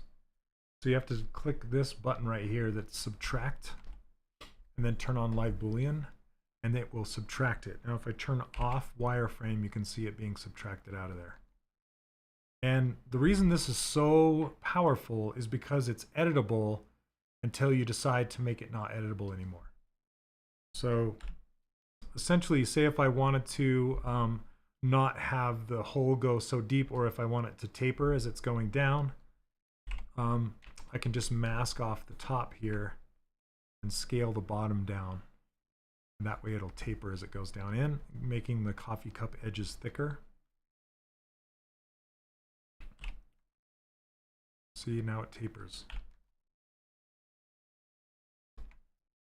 Pretty sweet. Okay.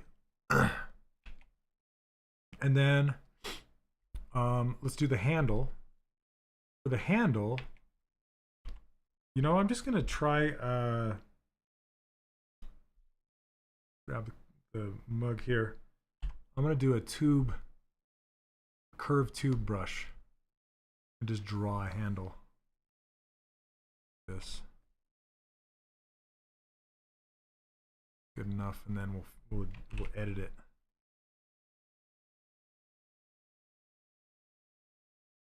Let's see here. Split it. Put it in the center of the world. And do a mirror and weld. So I'm just going to ZBrush it. And it looks like it's upside down. So let me do it like, flip it around. Well, there we go.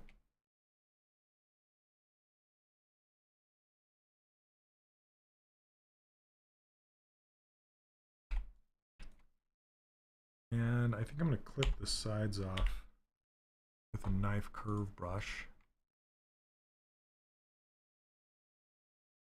Need to be in symmetry.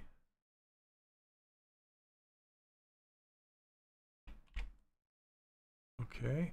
And I'm going to clip it off this way as well. Like that.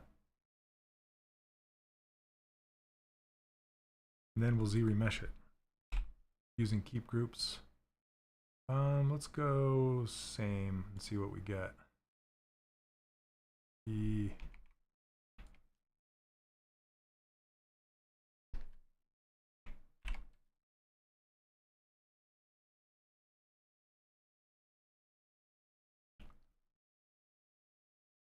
Let's see. I'm going to subdivide it, even though I shouldn't. No, I shouldn't. That ruins it.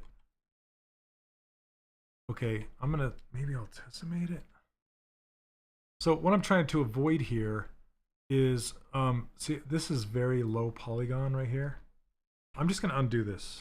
Undo, undo, undo, back to here, and then apply the dynamic subdivisions at this level. Delete lower. Oh, that's very high.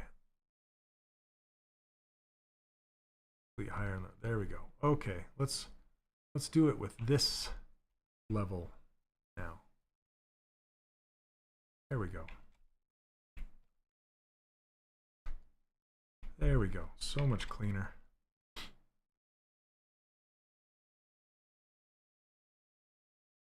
Now let's see what ZRemesher gives us. I'm gonna turn off same and go 2. Let's try 2. Yeah, not bad. Look how clean that is. Now let's do half. ZRemesh it again. I want to do it again? No. Super clean. Okay. Happy with that. Dynamic smoothing.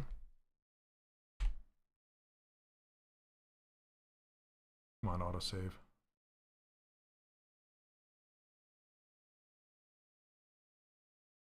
I think it's a bit thick.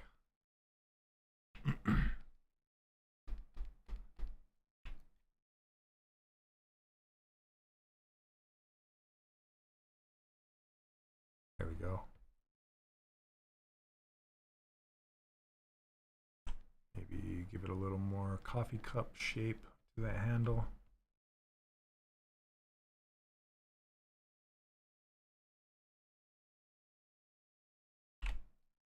All right. So now, if I want to stitch it and be done with it, see, like I said, I usually wouldn't do live Boolean this way, but just for the demo purposes, show you how to do it. Let's do a save as again.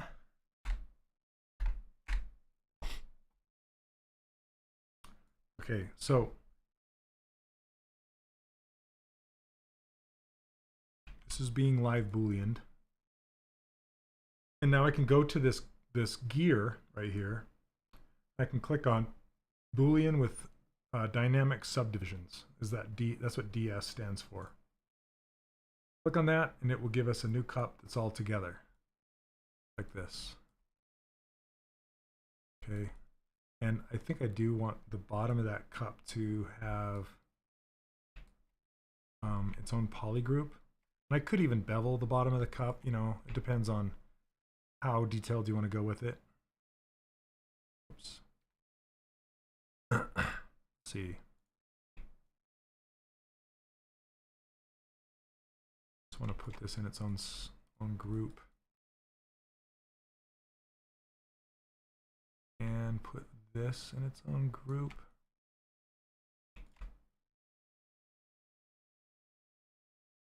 And maybe the top.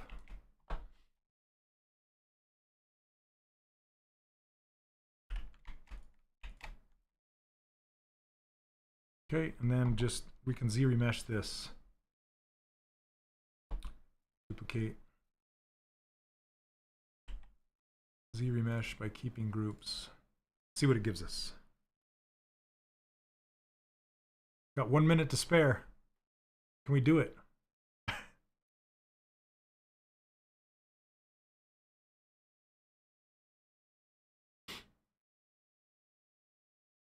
Drum roll.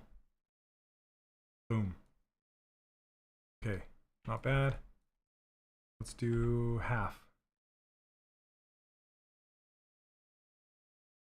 There we go. Clean it right up.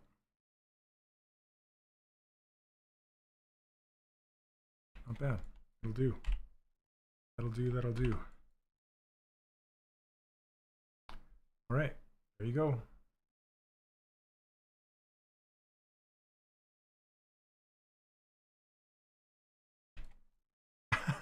There's my original little snail here. And my ruler. hide those. And where's my cup?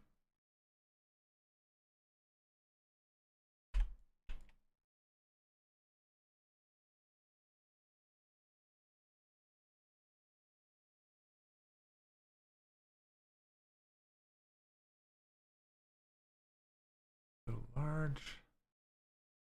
Probably hanging about right there, maybe. And drop that can a little bit.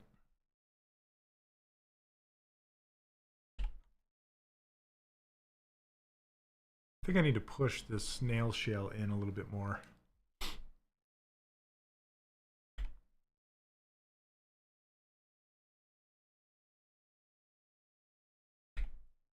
Yeah, thanks for hanging out.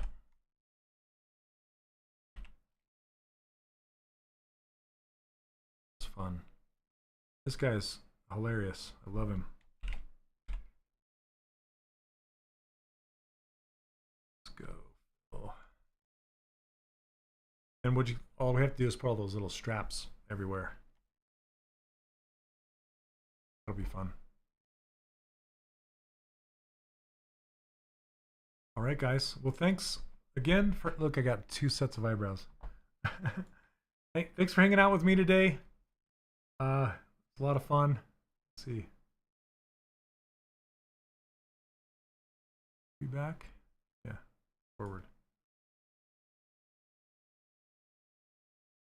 Do I have 3 sets? I do have 3 sets. There we go. All right, you guys. Thanks, Gurn. I really appreciate it. Anyway, a lot of fun. Thanks for hanging out with me today. I'm looking over here for some reason. My camera's not over here. It's right there. And as you know, or if you don't know, I teach an online course. It's called the 3D Character Workshop. We have a lot of fun in there. I show you exactly how to make characters like this, start to finish, including 3D printing, game characters. I offer a mentorship. If you want to learn more about that, you can email me at shane.olson@3dcharacterworkshop.com. And I give away my user interface and my brushes for free over at 3dcharacterworkshop.com as well. So anyway, thank you everybody for hanging out with me today. Thanks everybody. Thanks Neil. Thanks Brad. It's been a fun time, and we'll see you next Monday. All right. Cheers. We'll see you. Yes, Gurn. It's your own pace. Yep. Lifetime.